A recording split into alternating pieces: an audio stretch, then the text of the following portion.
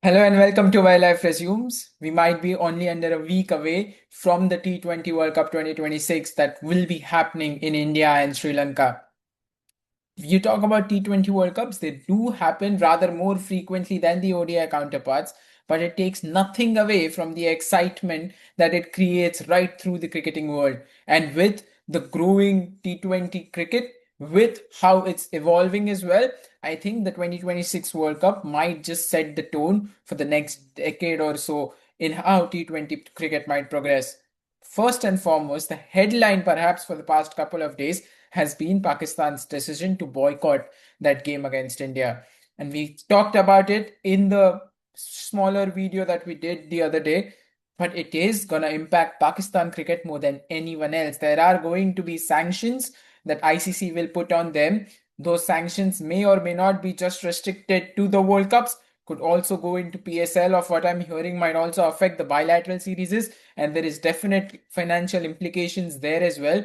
So between all of it, I don't think any other team gets affected by it. Not India for sure, because they get their 2 points, they get their run rates sorted. So that's not an issue at all for them.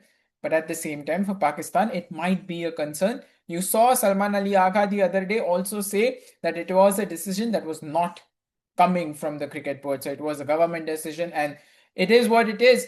But given the World Cup and given how much the India Pakistan game is important, I think it is going to be a topic of discussion for a while. But I will put it to bed at that point because it's not something which we need to discuss upon either ways. Having said that, the main matter that we will talk about a lot today is India's campaign as we look into 2026 T20 World Cup. The squad that was announced a while ago, it had every single thing that was needed. We had demos of what the side might look like against South Africa, against New Zealand, and it is just pleasing to see that Indian side come together like that. Remember, India go into the T20 World Cup this year at home as the defending champions. That famous triumph in the Caribbean in 2024, led by Rohit Sharma and Virat Kohli at the top, I think that is just a perfect sunrise for India's T20 cricket once again after that 2007 triumph. And now I think Surya Kumar Yadav's Indian T20 side is ready to keep that sun shining. India's campaign kicks off with a game against USA on February 7th. That they then go on to play Namibia, followed by a longer break now that they don't have to play Pakistan, and they will play Netherlands the following week, which means India's schedule will be spread across the 2 weeks with a lot of time in the middle to recuperate. And it also gives everyone enough rest to get into the groove when the team reaches the Super 8s. The Super 8s, however, have an interesting tact behind. ICC has seeded the top 8 teams as per the ICC T20 rankings, and those teams will fit into certain brackets regardless of where they finish in the initial group stage encounters, which means for teams like India, Australia, South Africa, and the West Indies, all of them will be a part of Group 1 in the Super 8. Similarly, the likes of Pakistan, New Zealand, Sri Lanka, and England will form the Group B or Group 2 of the Super 8s. And now, if any of these teams don't happen to qualify, it automatically means the teams that have replaced these teams will take their place in the Super 8. So that is something just for a better tactical advantage. At the same time, logistically, it makes a lot of things clear, especially given the fact that there are two different host cities or different host countries for that matter. So it kind of keeps ICC very at ease when it comes to scheduling. So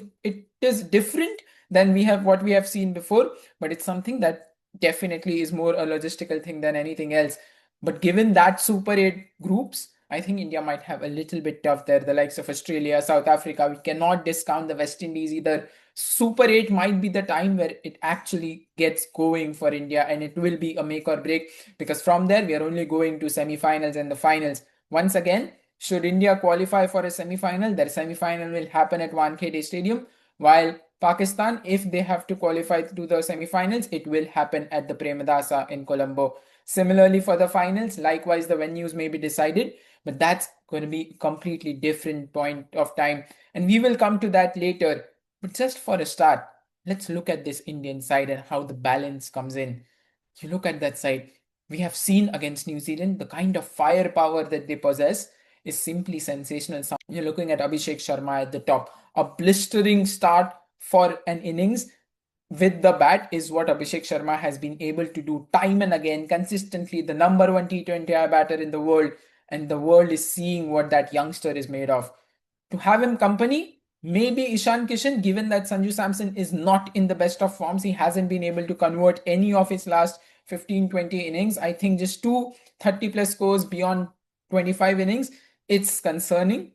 I don't see it as the end of the road as yet, because anything can happen. And for someone of Sanju's caliber, you know that the talent is just there. It's going to be about coming to the fore. And sometimes you just have to bow to time and wait for your opportunity. So maybe Sanju Samson still waiting up his ranks, and Ishan Kishan might have just pipped him there, especially after that New Zealand series where he was just berserk. 100 to his name. He already had an 80-90 odd innings as well.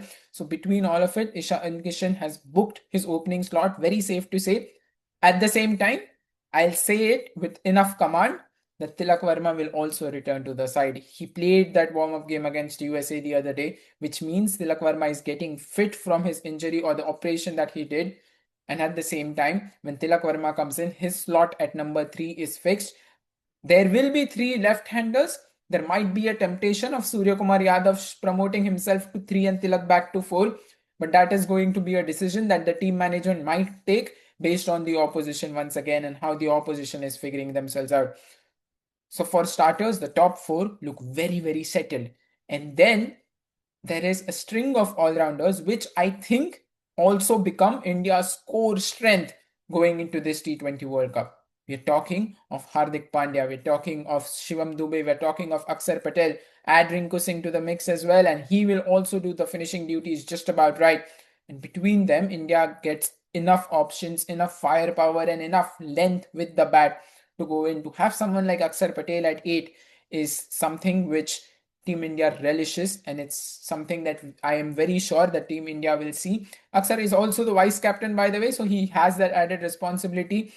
And at the same time, we have all seen what Akshar Patel can do under pressure. That final against South Africa in Barbados is still very fresh in all our memories, and Akshar Patel was a very, very crucial part of that final, just as Virat Kohli was as well.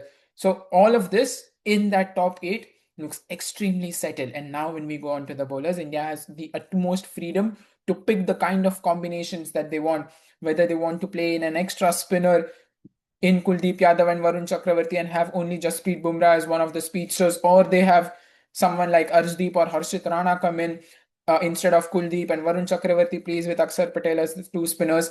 Just the fact that we have Shivam Dube and Hardik Pandya with the ball with in their pace bowling departments, if needed, is enough for India to have that kind of a bowling attack. Still 7 bowlers, still 8 batters, and firepower right through. This Indian team might be just ready for another T20 World Cup marathon.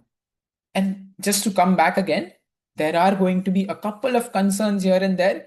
If things have to be a lot more slower, if the pitches in India come to be a lot more slower, it might get a little difficult. If there is a collapse in the middle, there will need to be someone to be there, to be the anchor, the role someone like Virat Kohli would play at times. There are no Virat Kohli, Rohit Sharma in this picture. So it's going to be a little bit different of how this young Indian side under Surya Kumar Yadav's leadership, Gautam Gambhir's guidance, all of them, how they come together. But if the last 6 months are to be any indication of this Indian side, I think we are ready for a very long and another successful T20 World Cup. Might also come into very 2 critical things. One is the pitches that are in offered. What they are offered in Sri Lanka, what they are offered in India, what kind of pitches might we get? Are there going to be the scores of 200, 220? Is it safe? Or is it something like Trivandrum that also goes on to 260, 270, where the bowlers are virtually taken out of the picture? It would be interesting to see what kind of surfaces are being produced.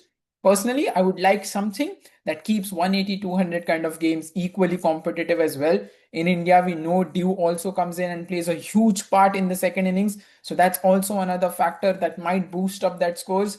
But if there is enough in the pitch, we have seen it in the IPL time and again, even those 150, 160 kind of games start getting very, very exciting. And that is all what cricket is about, the excitement that happens on the field and the story that gets unraveled on the field. There might be an off field drama that this T20 World Cup is currently surrounded by, but rest assured, once the games start going, it will all be about cricket in its pure cricketing sense. For us fans, till then, it is very important to rally behind our team because we are the defending champions now playing at home.